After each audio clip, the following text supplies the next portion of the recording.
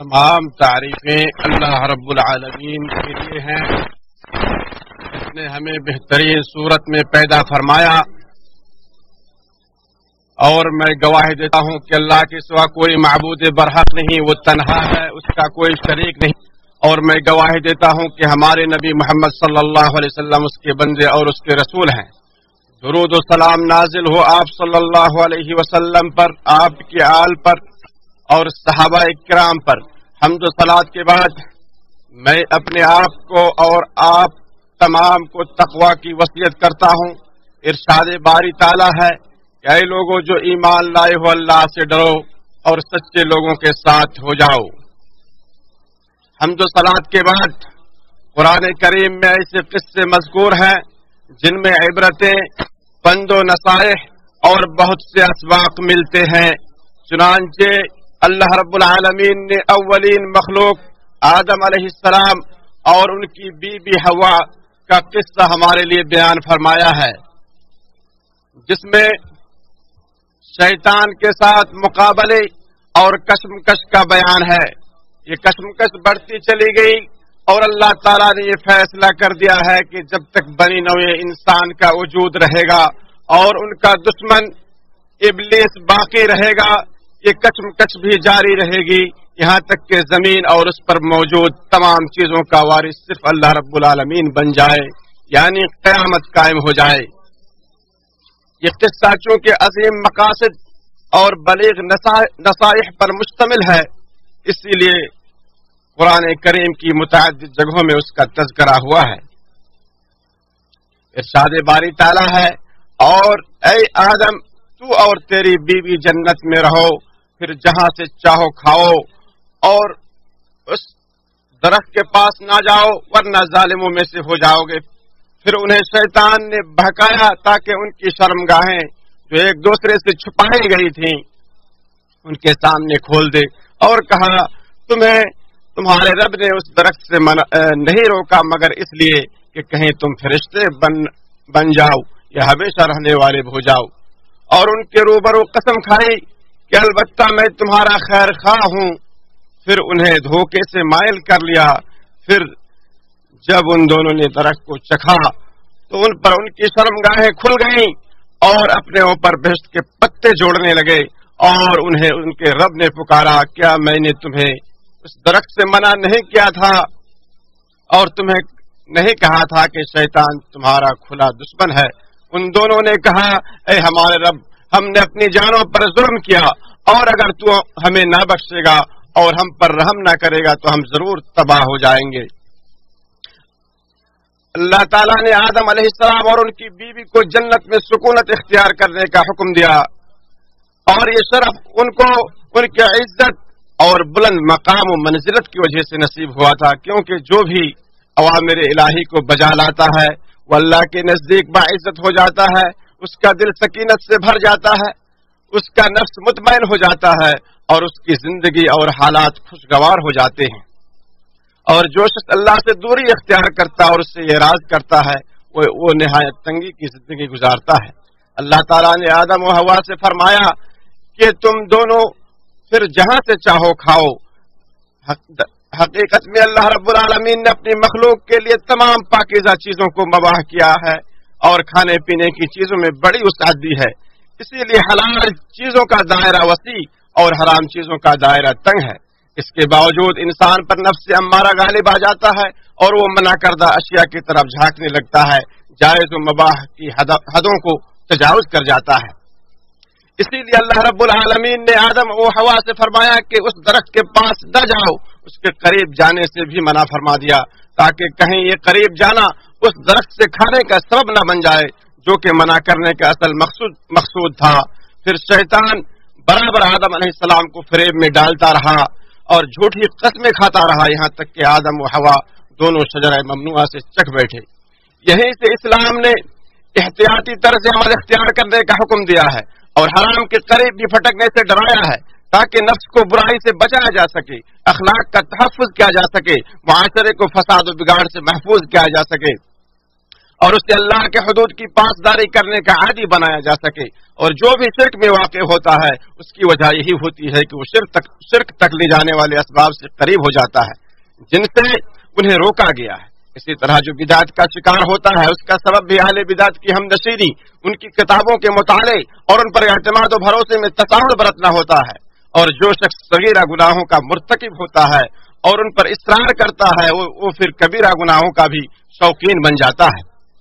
اسی طرح جدید ٹیکنالوجی مقصد تک پہنچنے کا صرف ایک ذریعہ ہے، چاہے وہ مقصد اچھا ہو یا خراب.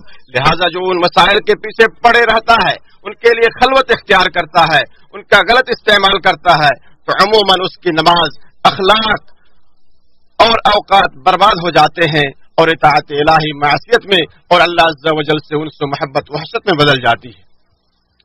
یہ محرمات، ان آیتوں سے ہمیں یہ سبق ملتا ہے کہ اللہ کے منع کردہ امور سے قریب ہونے سے ہی انسان اپنے نفس پر ظلم کا مرتکب ہو جاتا ہے، یہ جائے کہ وہ گناہ کا ارتکاب کرے. ارشاد باری تعالیٰ ہے کہ ورنہ تم ظالموں میں سے ہو جاؤ گے.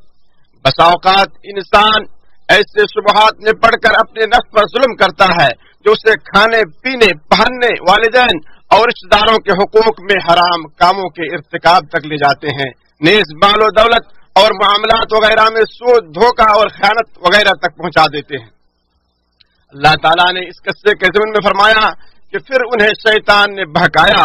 یہ وسوسہ ڈالنے والا اور بار بار پلٹ کر آنے والا شیطان ابن آدم کے لیے ہر جگہ گھات لگائے بیٹھا ہے اور وہ انسان سے عداوت والی اپنی فطرت سے کسی صورت پیچھے نہیں ہٹ سکتا.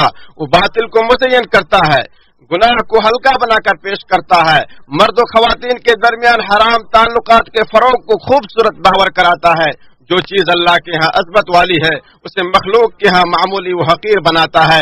ثابت شدہ اور عقدی مسائل میں شکوک و شبہات پیدا کرتا ہے، مسلمانوں کو آپس میں لڑاتا ہے، انسانی کمزوریوں کی تلاش میں رہتا ہے اور ہر کسی کو اس کے حساب سے گمراہ کرنے کے لیے اسباب و وسائل اختیار کرنے میں کوئی کوتاہی نہیں برتتا.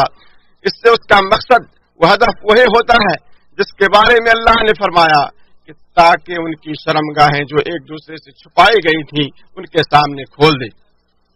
چنانچہ معصیت و نافرمانی اس پردے کو تار تار کر دیتی ہے، اس پردے کو تار تار کر دیتی ہے جو اللہ تعالیٰ اور اس کے بندے کے درمیان ہوتا ہے.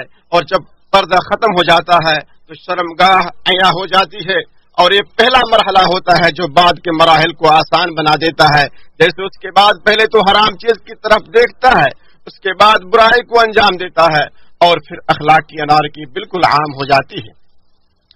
شیطان اپنے اس مقصد میں اسی وقت کامیاب ہو چکا تھا جب اس نے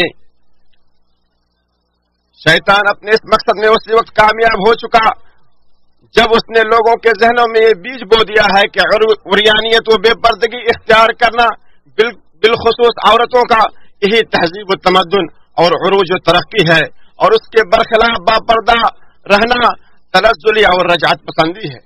ارشاد باری تعالیٰ ہے کہ بے شک شیطان تمہارا دشمن ہے تو اسے دشمن ہی سمجھو. وہ تو اپنے گروہ والوں کو صرف اس لیے بلاتا ہے کہ وہ بھڑکتی آگ والوں میں سے ہو جائیں.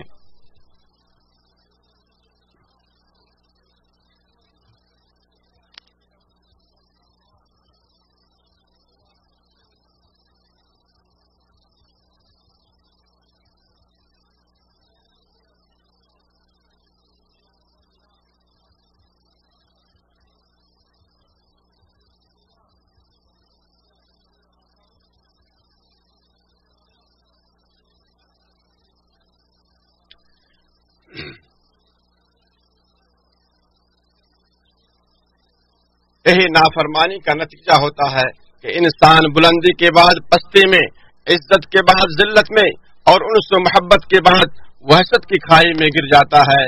اللہ رب العالمین میرے لیے اور آپ کے لیے قرآن کریم کو بابرکت بنائے، مجھے اور آپ کو اس میں موجود حکیمانہ نصیحت اور آیات سے نفع پہنچائے. میں اپنے لیے اور آپ سب کے لیے بخشش طلب کرتا ہوں. آپ سب بھی اسی سے اپنے گناہوں کی بخشش مانگے، وہی بخشنے والا اور نہایت رحم کرنے والا ہے.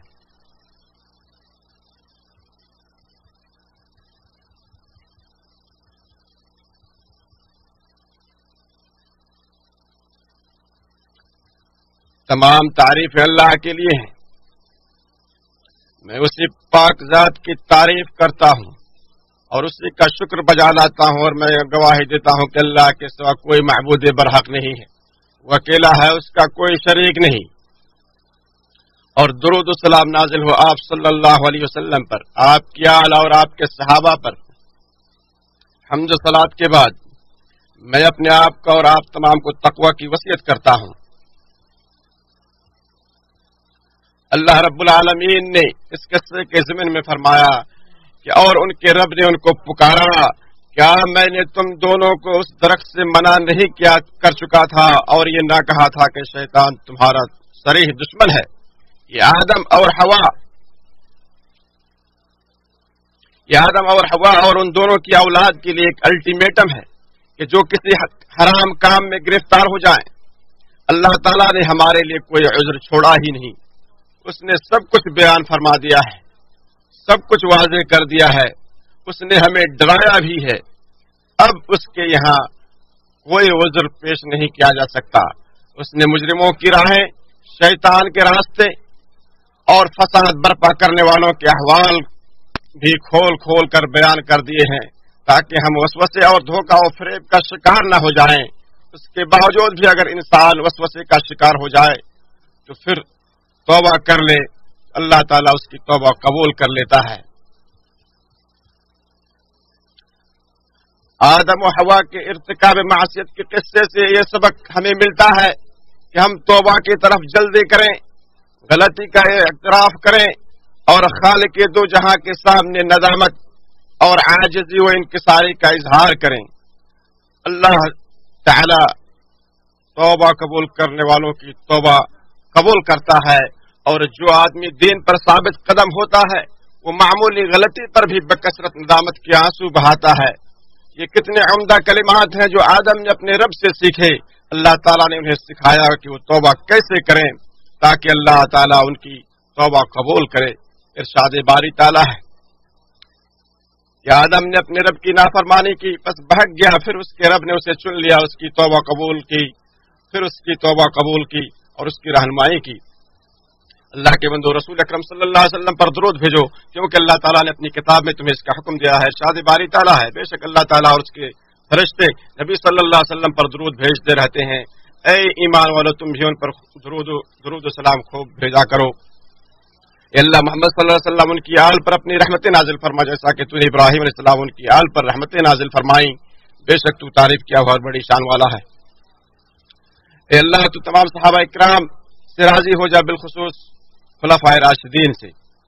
اے اللہ تو ان کے ساتھ ساتھ ہم سے بھی راضی ہو جا یا ارحم الراحمین. اے اللہ تو ہم تجھ سے جنت کا سوال کرتے ہیں اور ایسے قول و فعل کی توفیق کا سوال کرتے ہیں جو ہمیں جنت سے قریب کر دے.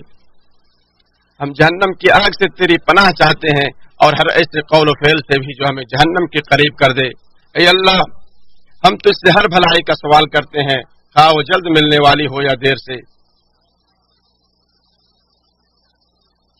اسے ہم جانتے ہوں یا نہ جانتے ہوں، اور ہر اس برائی سے تیری پناہ مانگتے ہیں جو جلدی آنے والی ہے یا دیر سے. اے ہمارے رب، تو ہماری توبہ قبول فرما، ہمارے گناہوں کو دھو دے. اے اللہ تو بہت زیادہ بخشنے والا ہے اور معافی کو پسند کرنے والا ہے، لہذا ہمیں معاف فرما. اے اللہ ہم تیری نعمت کے زائل ہونے سے، تیری دی ہوئی عافیت کے پھر جانے سے، تیری ناگہانی گرفت سے اور تیری ہر قسم کی ناراضی سے پناہ مانگتے ہیں. اے اللہ تو ہمارے امام خادم حرمین شریفین کو اپنے پسندیدہ امور کی توفیق عطا فرما اور ان کے ولی عہد کو بھی ہر خیر کی توفیق عطا فرما. اے اللہ تو ہمیں دنیا و آخرت میں خیر و بھلائی عطا فرما اور جہنم کے عذاب سے ہمیں بچا لے. اللہ تو ہم پر رحمت کی بارش نازل فرما.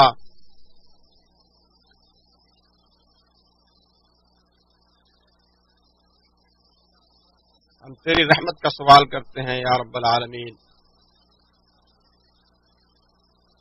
اے اللہ تو ہمیں دنیا و آخرت میں ہر قسم کی بھلائی سے نواز.